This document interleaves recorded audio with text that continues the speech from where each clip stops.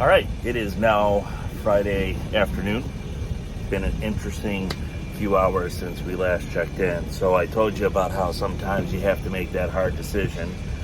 And Smart decision. last night, the guys found anchorage in a perfect spot. Sometimes you get a little anxiety about the slightest of movements, especially when you're anchoring at night in an unknown area. And so they were convinced they had got it perfect. And when they went back to reset it for the third time, the engine wouldn't start. Dead in the water. So they got me up, they asked what to do, and I said, well, what can we do? We have a dinghy. And I said, well, we have a dinghy. Does it work? We don't know. So the idea last night, and a little dark, a little late, was let's get that dinghy in the water and get the engine mounted on it. And then if we have to move, we have a device by which to do so. And it's a good thing we did it when we did it, because there were predictably hiccups along the way. Getting the dinghy into the water was a bit of a task. It's a rather heavy, large dinghy that we carry on the front of the boat at this point. The outboard engine had a bunch of challenges.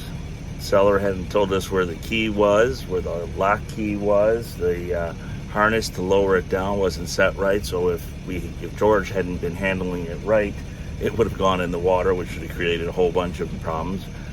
But alas, we got it on. Then it took another 20 minutes to figure out how to put everything together. But it started remarkably fast. If there was one thing that went pretty well last night, it was starting that puppy up. So we had our dinghy, and by that time we'd spent 45 minutes, the boat hadn't moved.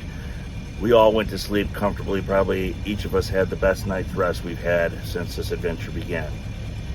Kind of slept in this morning, got up, and started out looking for a way to get the boat started. Turns out there was a loose belt on the engine, and so the battery wasn't charging. And that has been fixed, but we still had a dead battery. Danny and I went and we looked at getting a jump starter, but for the same price we could get a new battery. We're not going to carry a giant jump starter. This thing, there's just not enough room. Better maintenance, better planning ahead. So we bought that new battery and we're in the water. Now I have found us a slip that seems too good to be true. Brought the big boat nearby and we have sent the dinghy over to check it out.